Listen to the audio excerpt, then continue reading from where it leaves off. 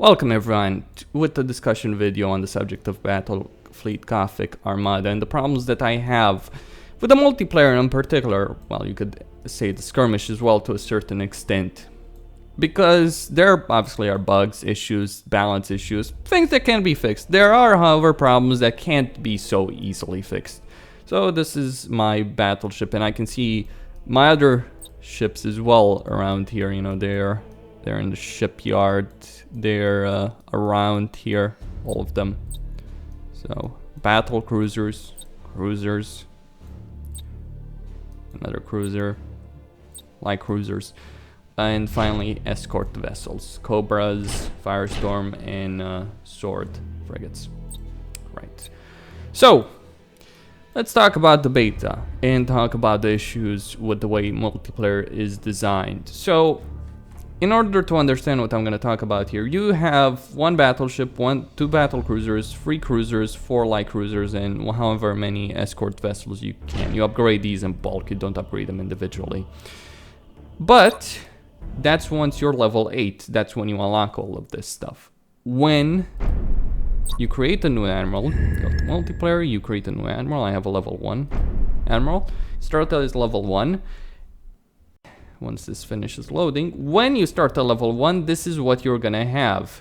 3 light cruisers, I already picked them. It doesn't, you know, you can replace it with whatever you want.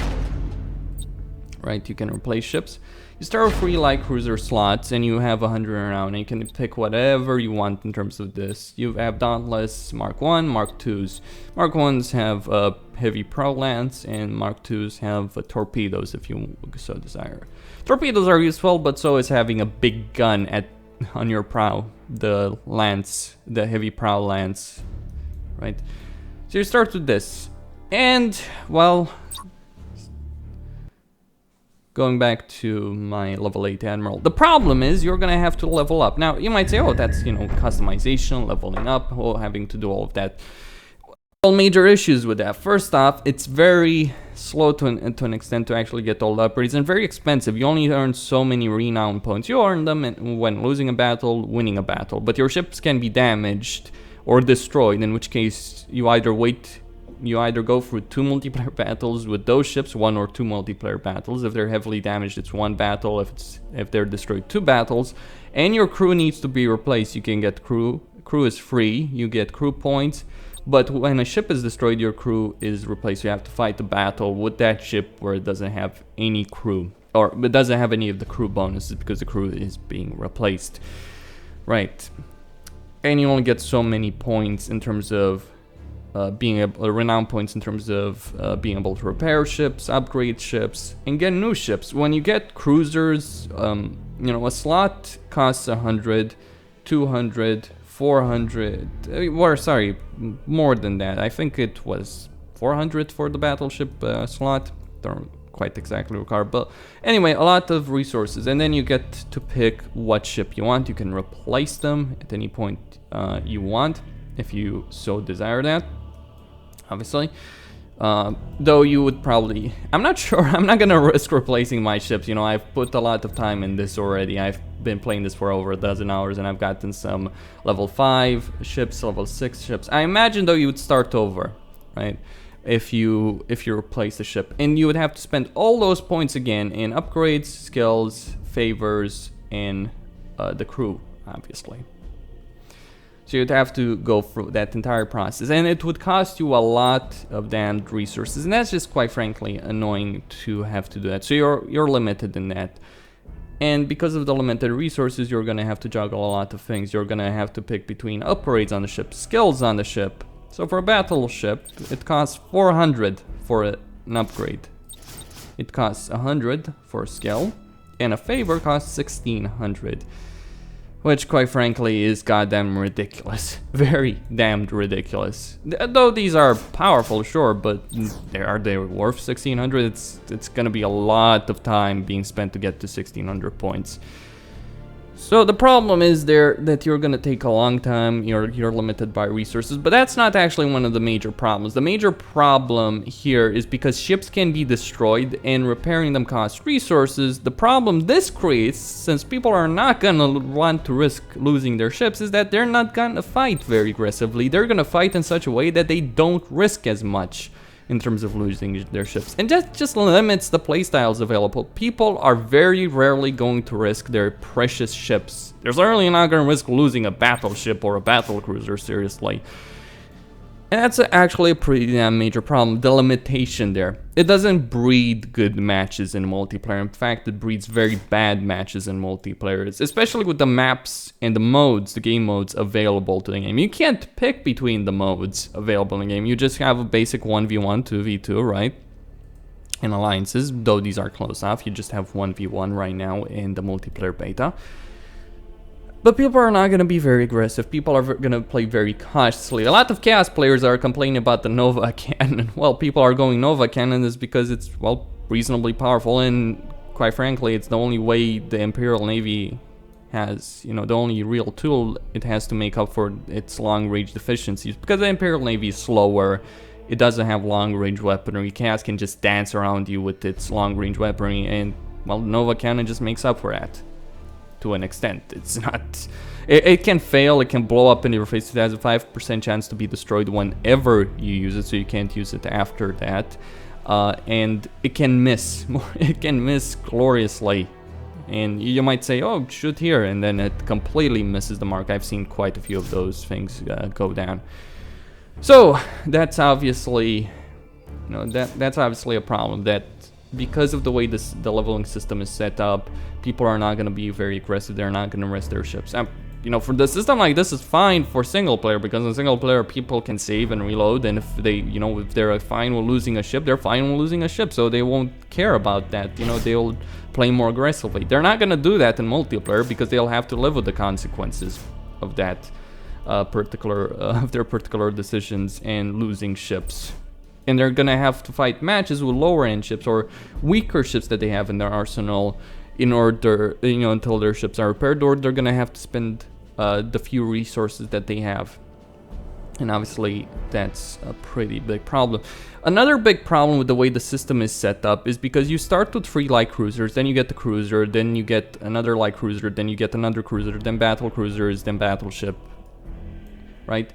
Because of that, you're limiting, you're dividing the player base through this system.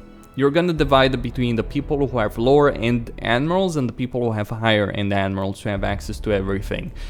Obviously, people who have higher end admirals with a lot of upgrades on their ships, they're gonna tear through people with lower end ships like butter. That's another issue, but I'll talk about that a bit later.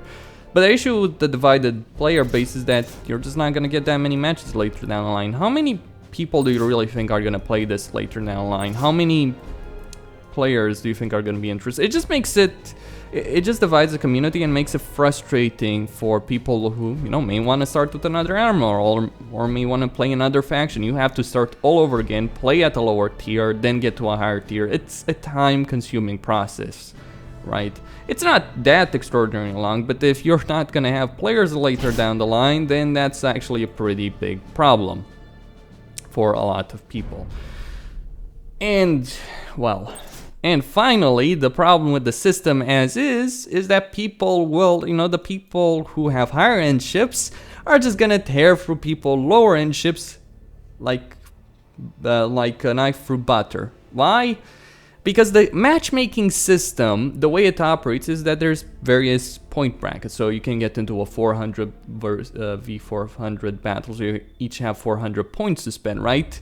Or 700, or 600, or 300, or 250, whatever, right? So you get in these battles. The issue with these battles, the problem of these particular battles, is that the game does not give a damn about your upgrades. So you can have a fully upgraded ship, and that won't cost you any more points to get into the battle than a level 1 ship. If you don't see the problem with that, it just means that people will end up in battles where supposedly things are equal, but one guy may have far more powerful ships than the other guy.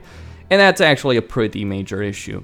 Now, the gameplay of Battlefleet Gothic Armada is fine. It's just the missions as well, you know, besides the issues that I've just mentioned, the missions as well aren't that great. 1v1 head-to-head battle is fine, besides barring the problem that people are not going to risk their ships. But there's other scenarios. There's a space station assault, and you've got this space station which is more powerful possibly than a battleship. It's got than a fully upgraded battleship. It's got fighters, it's got the ability to lightning strike, which is boarding through teleportation. It's got the ability to launch fighters, assault craft, bombers. It's got all those abilities. It's got the ability to prevent the shields from going down. That's an upgrade here for ships like Supercharged Void Shield, and this prevents the shield from going down as long as it's up. It's got the ability to repair, and it's surrounded by 2 defense platforms that can replenish its shields to full. That thing is incredibly powerful, right?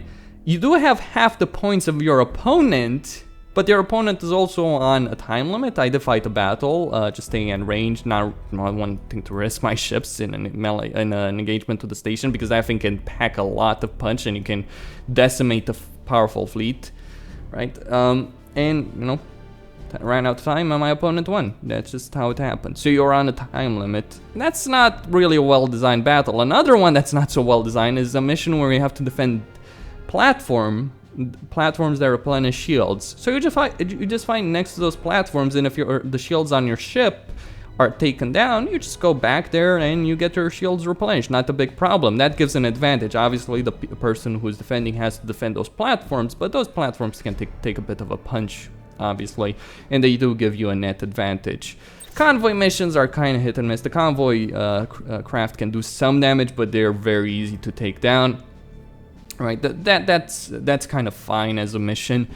The ones that are broken, as I see them, are data recovery and assassination. In assassination, you have to destroy the enemy admiral ship until they can warp out. And if they warp out, you lose, basically. You just you can't warp out instantly at the beginning of battle. You have to wait about, what, 200 seconds, give or take, until you can warp out. So what do you do in that situation? Do you just, you know, fight it tooth and nail? No, you plant yourself in the corner of the map, and your opponent has no choice but to plant himself in the middle, because he doesn't know where his opponent is gonna set his ship. So he needs to plant himself in the middle, and until you can actually engage with the enemy, by that point, about a third or even half the timer of that warp jump is gonna be out. Now you can prevent a warp jump if you destroy the plasma generator, you know, that will slow down, and by launching boarding actions you can prevent it, but it's actually far more difficult. And with a ship like a battleship, which is generally going to be your admiral ship, it's extremely difficult to actually take it down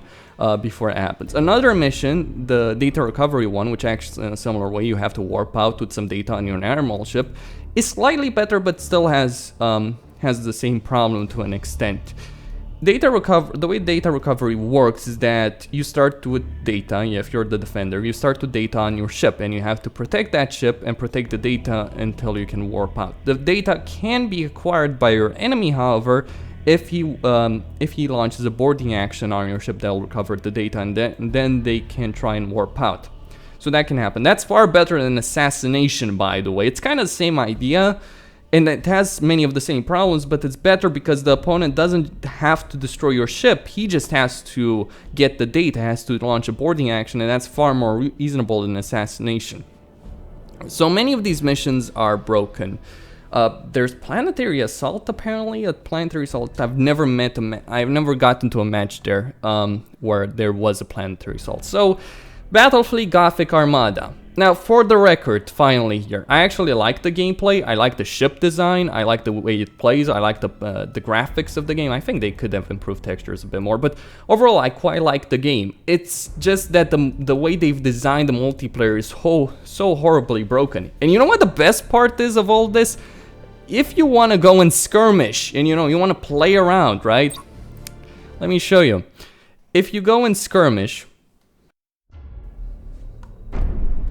solo skirmish, you pick a faction, you have an admiral, you have to level this admiral. Oh, sounding wonderful. So you can't play around, you have to level up against the AI.